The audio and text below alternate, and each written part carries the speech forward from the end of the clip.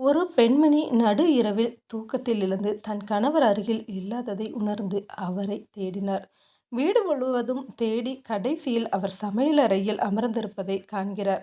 அவருக்கு முன்னால் காஃபி இருந்தது. அவர் ஆழ்ந்த சிந்தனையில் சுவரை வெறித்து பார்த்தபடி அமர்ந்திருக்கிறார். இடையிடையே கண்ணில் வழியும் கண்ணீரை துடைத்தபடி காஃபியை அருந்திக் கொண்டிருப்பதை கண்டார். மனம் பதைத்து அவர் அருகே சென்று இதமாக கையை பிடித்து, என்ன ஆயிற்று?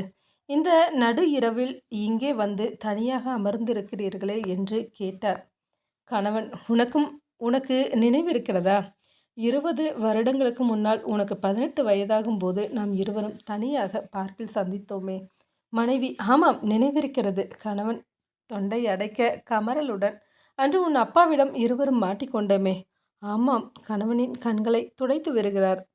கணவன், என் நெற்றி பொட்டில் துப்பாக்கியை வைத்து மரியாதையாக என் பெண்ணை திருமணம் செய்து கொள்கிறாயா, இல்லை 20 ஆண்டுகள் உன்னை ஜெயிலுக்கு அனுப்பவா என்று உன் அப்பா என்னை கேட்டது உனக்கு நினைவிருக்கிறதா?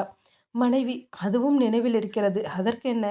கணவன் கண்களை துடைத்தவாறு, அன்று என்னை ஜெயிலுக்கு அனுப்பியிருந்தால் இன்று எனக்கு விடுதலை நாள். அப்புறம் இதுக்கு பிறகு வெளர அடிய நான் சொல்லணுமா என்ன? நீங்களே தனியாக உட்காந்து சிரிச்சுக்கோங்க. நன்றி.